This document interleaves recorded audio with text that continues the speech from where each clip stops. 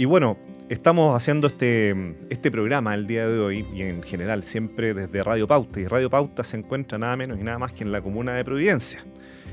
Y la invitada con quien vamos a conversar el día de hoy es nada menos y nada más que la alcaldesa de Providencia, Evelyn Rose Matei Fornet. ¿Sí? ¿Estoy en lo correcto? Perfecto.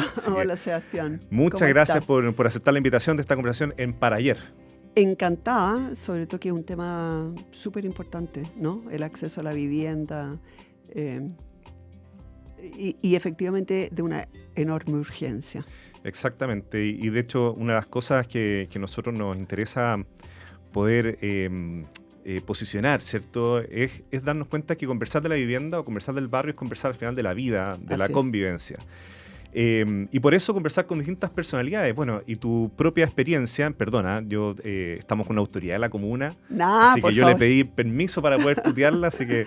Yo feliz, porque yo la tuteo idea, a todo el mundo también. La idea es tener una conversación también más personal Sí. de tu propia experiencia, vivencias que has tenido en torno a la vivienda, al barrio, a la ciudad, y que te ha llevado también a ser alcaldesa hoy día.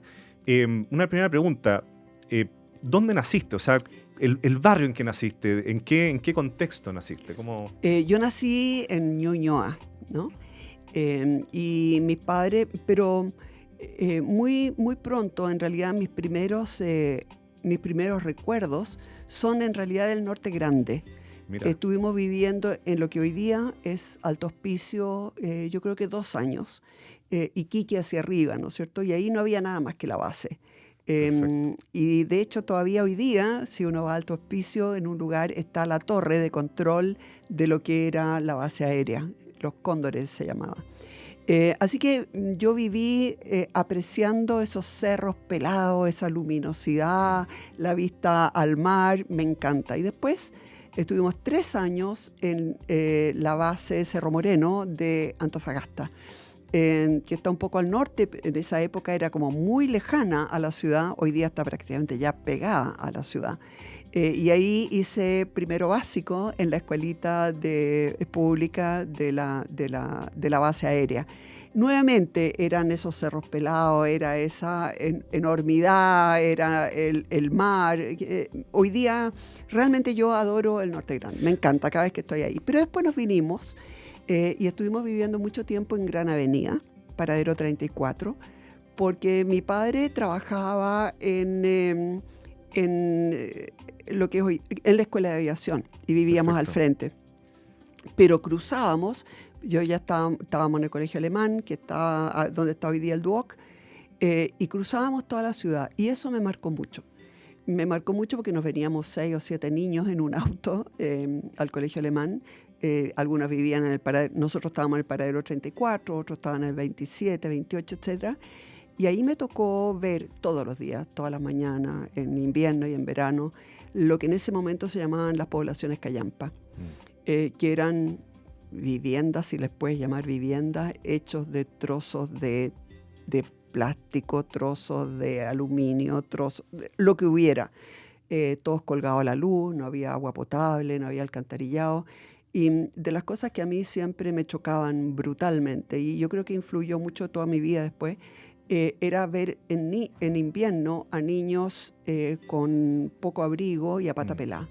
Son imágenes que me marcaron de por vida. Y interesante lo del Norte Grande. Antofagasta, Alto Hospicio son 2 comunas que hoy día están bien azotadas con la emergencia habitacional. Sí. Una proliferación muy importante de la población viviendo en situación de campamento, de tomas en los últimos 10 años y con mucha fuerza en los últimos 4 años. Eso se puede ver, ¿cierto? Con imágenes. Así es. Entonces, cuando te ha tocado volver en También tu historia... en Arica. También en Arica, con mucha fuerza, Muy fuerte. claro. Hacia los cerros. Sí. Cuando te ha tocado volver al Alto Hospicio, a Antofagasta, en tu vida también de política profesional, ¿qué te resuena? ¿Qué te resuena Me preocupa esos enormemente momentos? todo eso porque son situaciones de vida precaria, situaciones donde uno dice, bueno, un niño que nace acá, ¿qué posibilidades tiene de salir adelante? ¿Qué es lo que está viendo? ¿Está viendo orden? ¿Está pudiendo vivir el cariño? ¿Hasta qué punto lo que está viendo, ¿no es cierto?, es un incentivo para el esfuerzo, para salir adelante en forma ordenada. Yo siento, digamos, que esos niños ya están de alguna manera permeados por la desesperanza. Y eso es muy complicado en un país. Me preocupa enormemente. Bueno, además, uno ve también migración, donde muchas veces tienen otra forma de vivir, tienen, por ejemplo, un cariño por la música muy fuerte, que a veces se producen choques culturales, etcétera. Por otra parte, tienen una alegría de vivir que nos hace bien como chilenos, que somos un poco más apagados. Pero a mí lo que más me preocupa siempre es cómo están viviendo y creciendo y formándose los niños que nacen en distintos lugares. Eso es lo que a mí siempre me preocupa y que de alguna manera conecta con las imágenes, con los recuerdos que yo tengo de cuando era chica, porque a mí, personalmente, en esa callecita en que vivíamos, que se llama San Patricio, de hecho la fui a ver mi casa donde vivíamos cuando falleció mi papá, lo velaron ahí, y entonces justo vi que había una persona fuera de la casa donde yo vivía y le pregunté si podía entrar, y estaba igual. Era impresionante, habían hecho una pequeña ampliación, pero recordaba. Y entonces eso era un pasaje, y en ese pasaje nosotros andábamos en bicicleta, andábamos en patines, jugábamos con los vecinos. Lo mismo después cuando nos vinimos a vivir a lo que hoy día es La Reina. Yo tengo toda mi vida un recuerdo de haber jugado en la calle. Del barrio. Del barrio, de haber jugado con otros chicos que vivían por ahí, etcétera. Y eso es lo que de alguna manera quiero también empezar a replicar. Estamos viendo la posibilidad de cerrar ciertas calles, obviamente con el permiso de los vecinos, para que los niños, por ejemplo, un sábado en la mañana, de verdad puedan jugar a la pelota o puedan jugar a la bicicleta en su propia calle sin que pasen autos.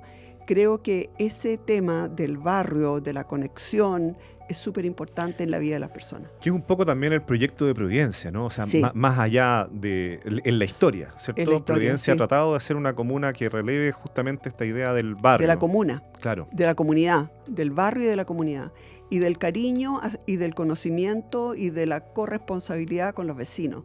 Y eso se lo debemos muy fuertemente a don Germán Bannen, que fue Premio Nacional en Arquitectura, en Urbanismo, pero fue muy visionario, porque él siempre, desde que se empezó a desarrollar Providencia, trató de darle este carácter de vida en barrio, de vida en que el área verde de la casa o del edificio está conectado con el área verde de afuera, en que además hayan pequeños negocios, que haya una panadería, que haya un lugar donde uno se pueda tomar un café.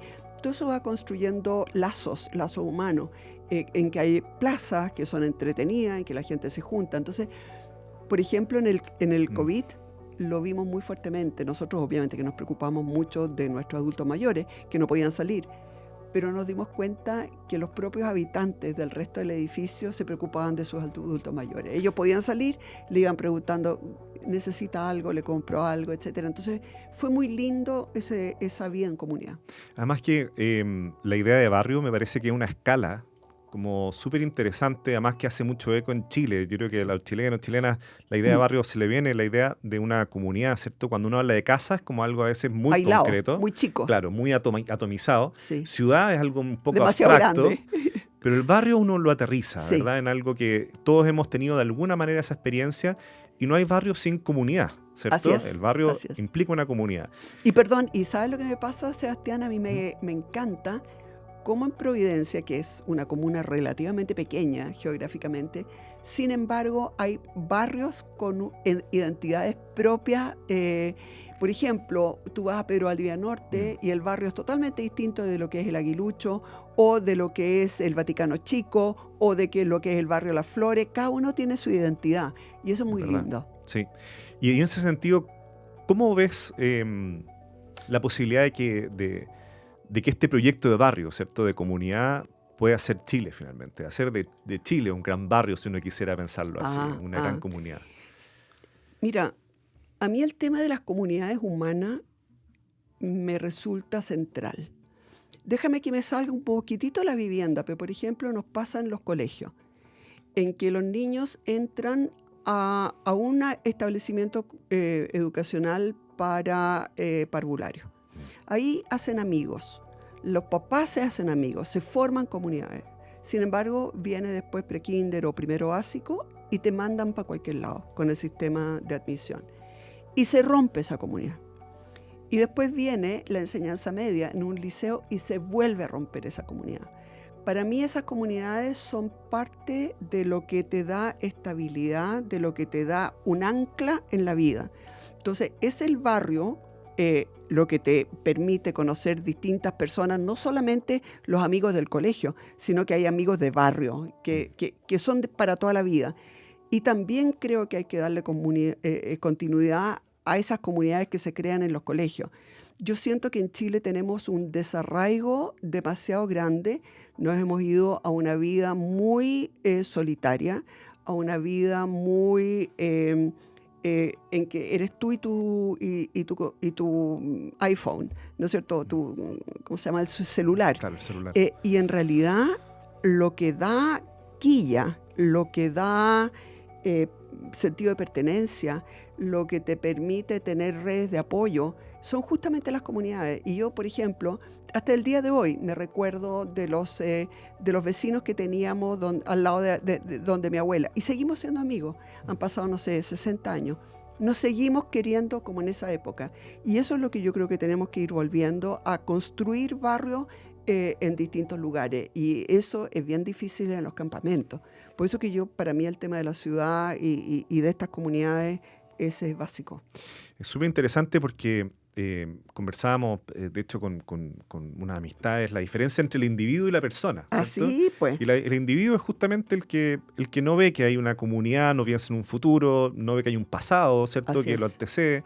La persona es cuando se conectas. amplían los horizontes, Cuando ¿cierto? tú conectas, Cuando me doy claro. cuenta que soy, en parte, porque hay otros también que me acompañan, porque estoy pirando un futuro, porque tengo un pasado que me permitió existir.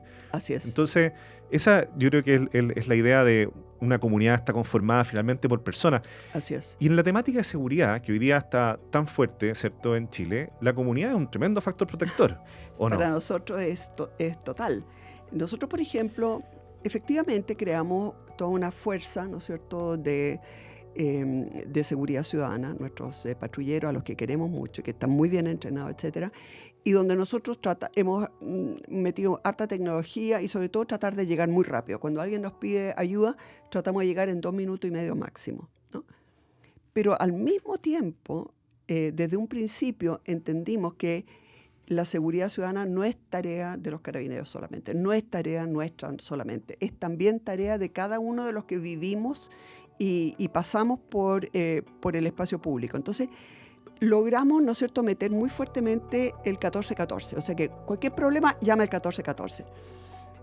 Y los vecinos hoy día, por ejemplo, el año pasado nosotros hicimos 850 detenciones de delincuentes que estaban cometiendo el delito en ese minuto.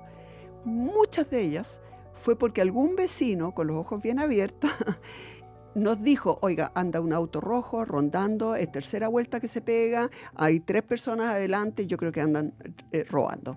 Cuando llegamos, justo se ha cometido el delito. Entonces, esa comunidad no solamente te ayuda en el sentido de que si alguien se da cuenta que la casa está vacía, le pone ojo, la comunidad se da cuenta también en el sentido de mirar qué es lo que es normal, qué es lo que no es normal, qué personas circulan. Todo eso va teniendo, ¿no es cierto?, un sentido de sensación de seguridad, pero también que aportan datos súper duros y datos súper buenos para lograr tener una mejor seguridad. Es fundamental. Y las comunidades, para seguir la lógica de la comunidad, que sí. Nos ha ido la conversa por allá, sí. Que es un tema que además a mí me interesa súper harto, no existen sin símbolos comunes también, ¿cierto? Así es. Hay un hito súper puntual, yo no te he contado, pero toda mi infancia y mi vida crecí en Providencia, digamos. Entonces, cuando se constituye el café literario, ¿ya?, de Providencia, sí. fue un tremendo hito, ¿cierto? Súper simbólico en ese lugar, además, un espacio cultural de encuentro, de reunión bonito, súper bonito, súper lindo, cuidado, moderno. Sí. Ese también es de Germán Van en la arquitectura. Perfecto. Y y sobre todo la dignidad de lo estético, ¿cierto? O sea, de poder estar en un lugar que es público, ¿verdad? Que uno se puede Luminoso, sentar ahí y bien compartir, hecho, etcétera. pero gratuito. Y que viene esta vandalización de ese espacio, ¿cierto? En un periodo, en un momento, ¿cierto? Hace unos años atrás en Chile que está todo caótico, ¿cierto? El desorden en muchos sentidos, ¿verdad? Y donde sucedieron momentos extremos. Y faltas de criterio directamente en algunas situaciones, como en este caso. Entonces, desde lo simbólico, o sea, para ti como alcaldesa justamente de Providencia, como política, ¿qué ha significado ese proceso del café literario, bueno, y todo lo que eso simboliza en términos de la ciudad, ¿cierto? A mí me hirió el alma ver ese lugar que acogía a tantos vecinos, pero también a mucha otra gente que viene de otras comunas, que venían a trabajar, que venían a leer, que venían a sentarse un rato a leer el diario y compartir con otra persona. Muchos adultos mayores llegan ahí, donde también se hacían muchas reuniones de vecinos, etcétera, donde habían libros gratuitos, donde habíamos además construido un espacio para niños, con lectura para niños. Verlo quemado, orinado, una fetidez que no te puedo contar, todo pintarrajeado por fuera. Yo sentía que esto era como cuando los bárbaros, ¿no es cierto?, invaden Roma. Es como, era algo que uno dice, pero ¿por qué alguien hace esto? ¿No? ¿Por qué alguien tiene placer en destruir algo que era gratuito? Y me pasó lo mismo viendo el Museo de Violeta Parra destruido. Uno dice, pero a ver, aquí ya hay algo que es profundamente, que hay seres humanos que están profundamente dañados que están haciendo esto. ¿A qué es una locura muy grande. ¿A qué respuesta llegaste? Porque es buena esa pregunta. ¿Por qué sucede eso? ¿Qué hay detrás de eso? Yo tengo la impresión que había mucha droga detrás de eso. Mucho alcohol y mucha droga. Pero también probablemente personas que nunca han recibido cariño, que no han tenido un hogar, una familia que los quiera, una persona que no tiene empatía con nadie porque probablemente tampoco tuvieron empatía con ellos cuando eran pequeños. Pero ahí yo siento, digamos, de que hay una enfermedad social muy brutal, muy profunda, de la cual nos tenemos que hacer cargo. Y como te decía, yo creo que, por ejemplo, en lo que está pasando con los colegios, yo, por ejemplo, vengo del colegio alemán. Yo volví a ser primero básico, porque era muy chica, en el colegio alemán, así que fue ahí hasta cuarto medio. Esos compañeros míos del colegio alemán son como hermanos. Nosotros nos juntamos, nos queremos. Cada uno puede hacer las tonteras que quiere, nos queremos igual, porque tú los conoces desde chicos. Es de verdad casi tu sangre, ¿no es cierto?, como tu hermano. Eso no se produce hoy día en los liceos. Por ejemplo, en Las Tarrias entran 11 primeros medios. 500 niños que no se conocen unos a otros. Que llegan de repente un día, están en un lugar que no conocen a ningún profesor, a ningún alumno, nada. Eso obviamente que no contribuye a una comunidad, a un sentirse parte de algo. Entonces nosotros estamos tratando de cambiar eso, porque yo creo que no hay comunidad en ningún lado. No hay comunidad en los barrios porque la gente no se atreve a salir para afuera, porque hay delincuencia, porque hay narcos, qué sé yo. No hay comunidad en los colegios porque, claro, en los colegios particulares pagados sí lo hay, pero en los municipales no lo hay. Y entonces nosotros, por ejemplo, unimos un parvulario con un colegio básico, de tal manera que los niños pasan hasta, por lo menos hasta octavo ya, desde que son chiquititos, de que estaban en medio mayor, etcétera, después pre-kinder, kinder, y siguen por lo menos hasta octavo básico. Estamos tratando ahora de unirlos también. En el fondo tenemos que fusionar colegios, de tal manera que pase el curso completo después a un liceo. Pero yo creo que ese tema de tener redes de apoyo, redes de gente que te quiere, no importa lo que tú hagas, ni lo que seas, ni lo que tengas, te quieren, porque te conocen desde chico. Yo creo que necesitamos mucho más de eso en Chile. Creo que estamos con un individualismo tan exacerbado que eso no es vida humana. No, Y está pasando en todas las dimensiones. Qué interesante el punto, porque me está acordando ahora, mis hijos están en institución teresiana, un colegio ahí. ¿Ya? Y resulta que tienen eso, o sea, entran en kinder y están ¿Hasta cuarto medio? hasta cuarto medio el mismo grupo. Lógico. Y uno le resuena como, bueno, ¿y qué pasa?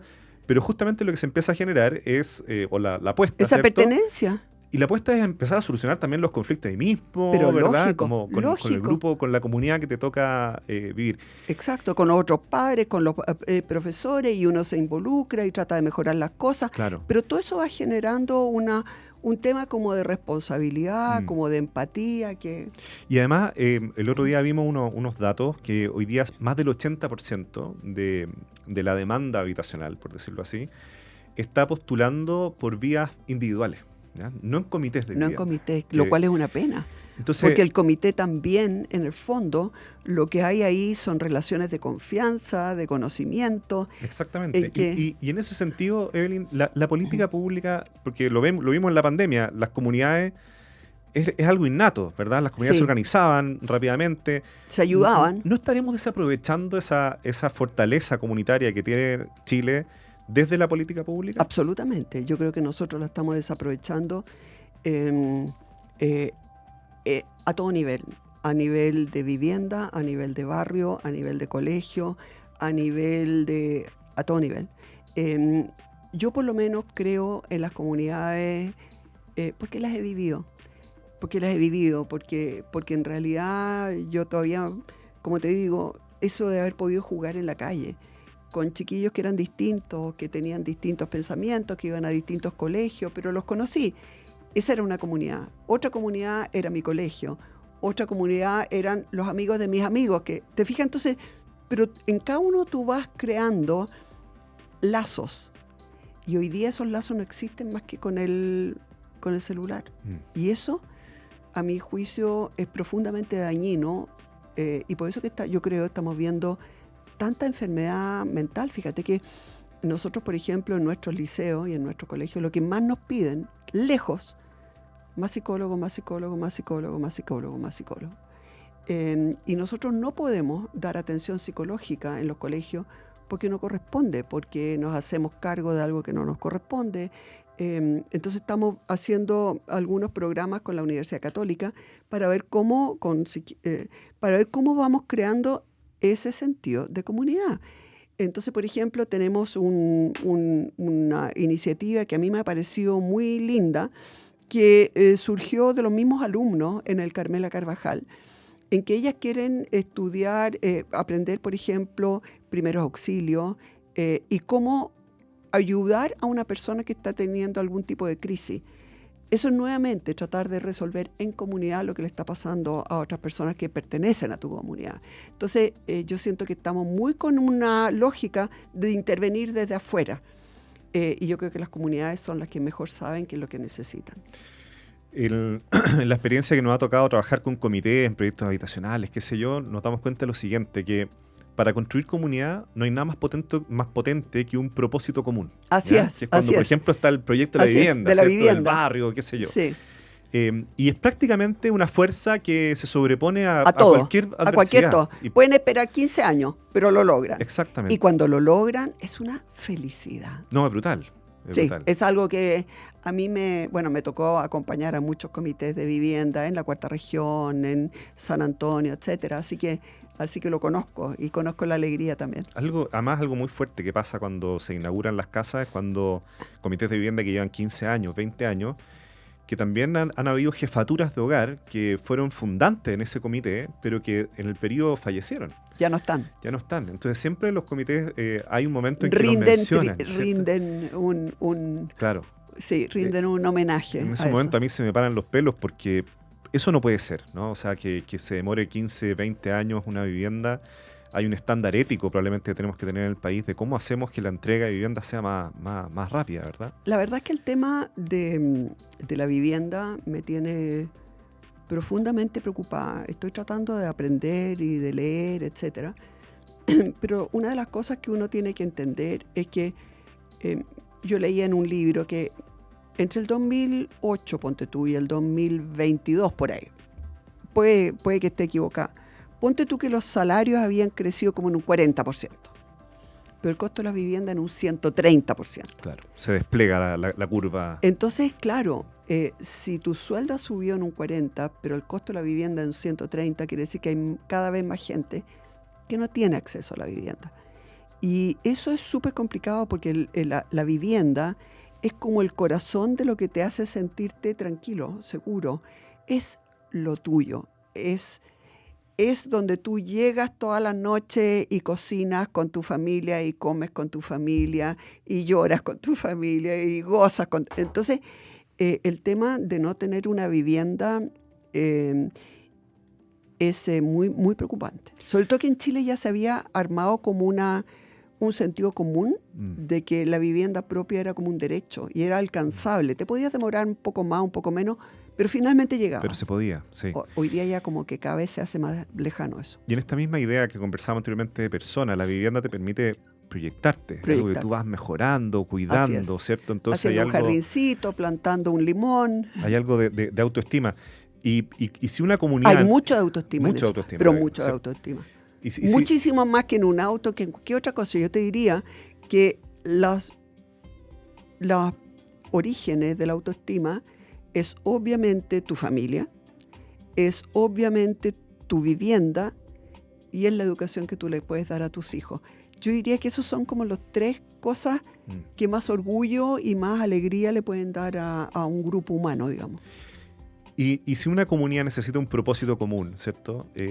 La apuesta que hemos tratado de instalar de Déficit Cero es que el propósito común sea la vivienda y el barrio, por decirlo así. Perfecto, ¿ya? Me parece súper razonable. ¿Es posible, ves tú, lograrlo? Que ese sea el propósito común al cual nos aboquemos colaborativamente, que armemos de Chile una comunidad en torno a ese propósito. Tenéis que decir que sí, eso sí, Evelyn. Porque... Mira, Sebastián, yo soy súper matea. Yo nunca hablo de temas que desconozco bien. Yo no sé si es posible. Lo que sí sé es que tenemos que hacer lo imposible para que eso resulte. Porque el tema, ¿no es cierto?, de armar comunidades, de tener propósitos comunes, de ayudarse mutuamente y de lograr algo en comunidad, a mí me parece que es como una parte central de la sociedad. Entonces yo no tengo bien claro todavía cuáles son las cosas que impiden que eso funcione. No tengo bien claro qué es lo que hay que hacer para que eso funcione. Lo que sí tengo claro es que hay que hacer todo lo necesario para que eso funcione. Así que ahí a lo mejor tenemos muchas otras conversaciones pendientes.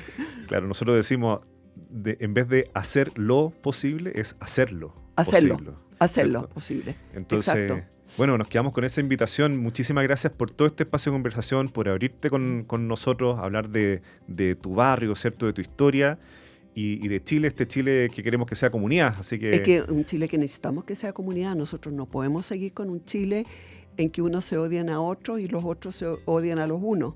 Así no se construye nada. Así que encantada de haber participado y un gusto haberte conocido además. Igualmente lo digo. Gracias. Así que muchas gracias.